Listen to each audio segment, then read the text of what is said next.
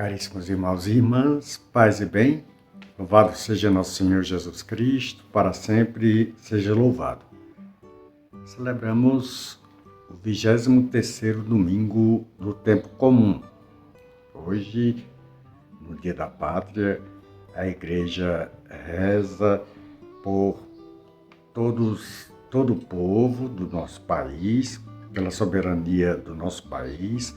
Hoje se comemora a independência do Brasil e é um dia propício para celebrarmos, para rezar também pelo nosso povo, pela nossa independência, pela nossa soberania e pelo respeito à nossa Carta Magna, à Constituição.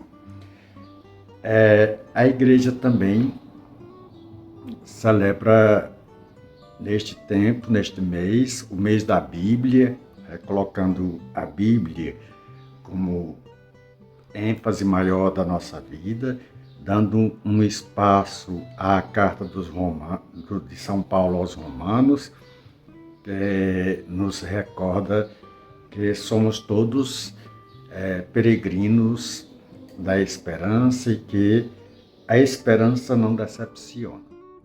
E nós estamos ouvindo o Evangelho de Lucas, que está lá no capítulo 14 já, versículos 25 a 33, que vai dizer: Naquele tempo, grandes multidões acompanhavam Jesus. Voltando-se, ele lhes disse: Se alguém vem a mim, mas não se desapega do seu pai e de sua mãe, de sua mulher e seus filhos, seus irmãos e suas irmãs, e até da sua própria vida, não pode ser meu discípulo. Quem não carrega sua cruz e não caminha atrás de mim, não pode ser meu discípulo. Com efeito, qual de vós, querendo construir uma torre, não se senta primeiro e calcula os gastos para ver se tem o suficiente para terminar? Caso contrário, ele vai lançar o alicerce e não será capaz de acabar. E todos os que virem isso começarão a caçoar, dizendo: Este homem começou a construir e não foi capaz de acabar.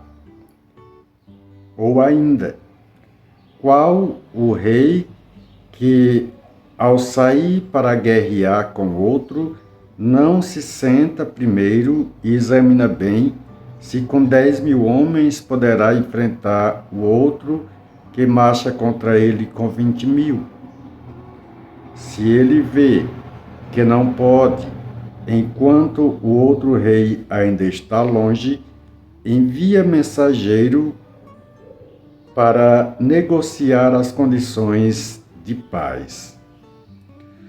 Do mesmo modo, portanto, qualquer um de vós, se não renunciar a tudo o que tem, não pode ser meu discípulo. Palavra da salvação, glória a vós, Senhor. Caríssimos irmãos e irmãs, o Evangelho de hoje começa com uma cena familiar. Grandes multidões acompanhavam Jesus.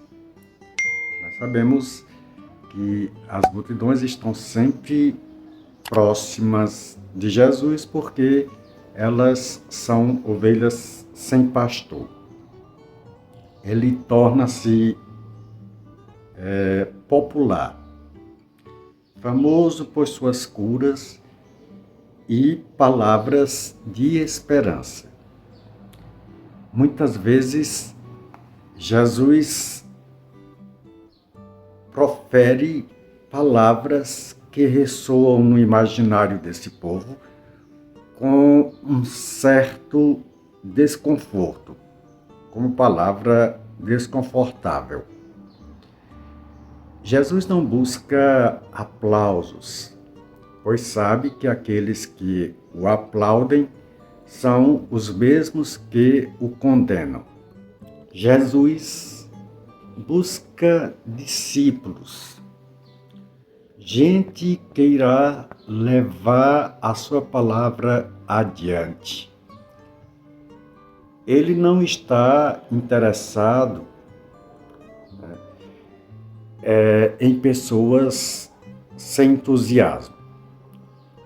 Ele quer admiradores entusiasmados, quer seguidores comprometidos. E é aí que ele estabelece as condições radicais para o discipulado. As palavras de Jesus são provocativas.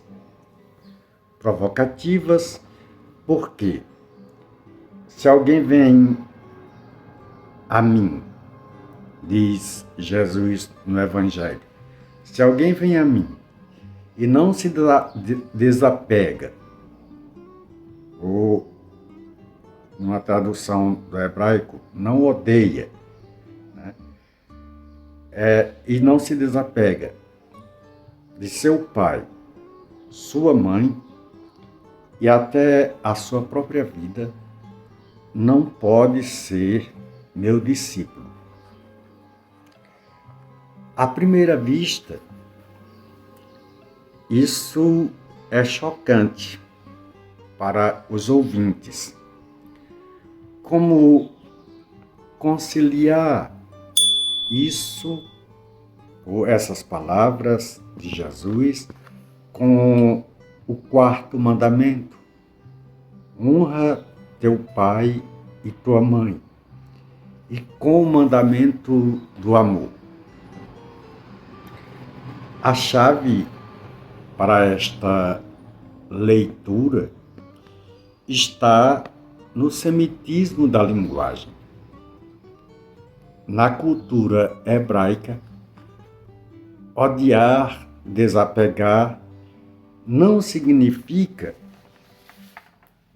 um sentimento de aversão, mas sim amar menos, dar menos prioridade. A prioridade absoluta, o amor absoluto deve ser para Deus. Santo Ambrósio vê nas duas parábolas que Jesus conta um chamado à prudência, e a prudência espiritual. Antes de nos comprometermos com a vida cristã, devemos calcular as despesas, ou seja, estar cientes das virtudes necessárias para perseverar. Paciência, humildade, caridade, fortaleza. Jesus não prega o ódio familiar, mas está exigindo que o amor por ele seja tão radical, tão total, que todos os outros amores pereçam em comparação ao amor de Deus. Que todos os amores também pareçam desapego total. É uma questão hierárquica, nós podemos perceber, porque Deus é quem nos dá tudo, então ele deve estar em primeiro lugar. Se Deus nos dá tudo, nós não podemos deixá-lo para segundo plano, mas devemos colocá-lo em primeiro plano, em primeiro lugar na nossa vida. Sem essa primazia, nosso discipulado se torna relativo. Um discipulado relativo, um discipulado condicional, um discipulado fraco. Percebendo o choque no rosto da multidão, das multidões, Jesus conta duas pequenas parábolas para ilustrar sua exigência. Ele não está promovendo uma impulsividade cega, mas uma decisão sábia. Nós não podemos seguir Jesus Cristo por impulsividade. Isso temos consciência. Mas devemos seguir Jesus Cristo com sabedoria. Sabedores de que Ele nos apresenta a melhor parte. Ele nos apresenta o reino. Né? E essa decisão deve ser uma decisão de seguimento sábia e não uma decisão impulsiva. Quem inicia uma obra grande, e aí entramos na parábola, nas duas parábolas, quem inicia uma obra grande sem calcular custos, acaba na bancarrota e no ridículo. Ridicularizado porque não teve como construir e não calculou as despesas que tinha. A vida cristã é uma grande construção. Começamos desde cedo e construímos a vida e colocamos o alicerce em Cristo. A nossa vida é uma grande construção e o alicerce é Jesus Cristo. E os custos da construção dessa vida são a renúncia, a entrega diária, né? A luta contra o pecado.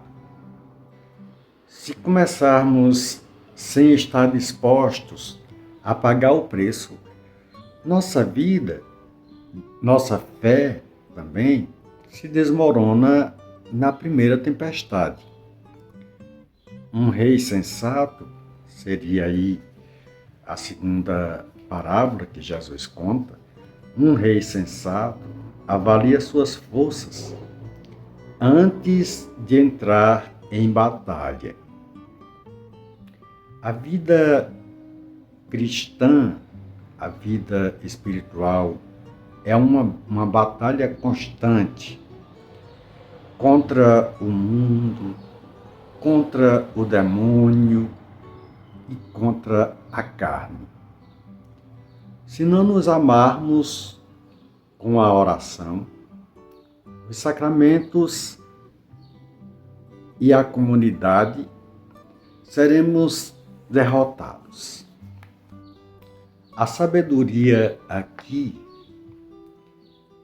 é reconhecer nossa fraqueza e buscar a força em Deus. Veja como é interessante. A sabedoria aqui é reconhecer que somos fracos, que somos pecadores, mas também buscarmos a nossa fortaleza em Deus. Jesus, portanto, não nos pede uma decisão impulsiva, mas Ele quer que sejamos planejadores, tá? da nossa fé. Pessoas que caminham planejando a fé, vivendo a fé de acordo com os seus ensinamentos. Ele nos pede uma consciência livre. O discipulado é um caminho de liberdade, mas uma liberdade de escolha, uma liberdade que escolhe se prender a Cristo. É assim que deve ser renovado todos os dias a nossa fé. Deve ser renovada sabendo o que isso implica. Né? Implica nessa liberdade de nos prender a Cristo. Implica no discipulado como caminho de liberdade, como um caminho de escolha, como um caminho de renúncia, como um caminho de cruz. A conclusão de Jesus é a síntese de todo o ensinamento. Assim, pois, todo aquele que não renuncia a todos os seus bens não pode ser meu discípulo. Caríssimos irmãos e irmãs, que Deus nos abençoe e nos guarde e que Ele nos mostre que somos verdadeiramente discípulos e discípulas amados e amadas de Deus. E Deus os abençoe em nome do Pai, e do Filho e do Espírito Santo. Amém. Paz e bem para todos. Se você gosta dessa nossa catequese, se você gosta dessa nossa reflexão, dá o teu like aí no canal, ajuda a plataforma do YouTube a entregar a mais pessoas. O like é muito importante, né? Esse joinha aí, que tem a mãozinha estendida, assim, né?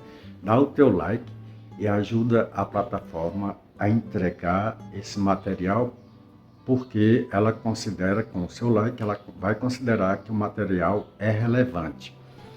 Faz a tua inscrição também no canal e vê também os outros vídeos, acompanha os outros vídeos, porque esse ano nós estamos refletindo o Evangelho de Lucas e está todo o Evangelho de Lucas colocado aí com a reflexão.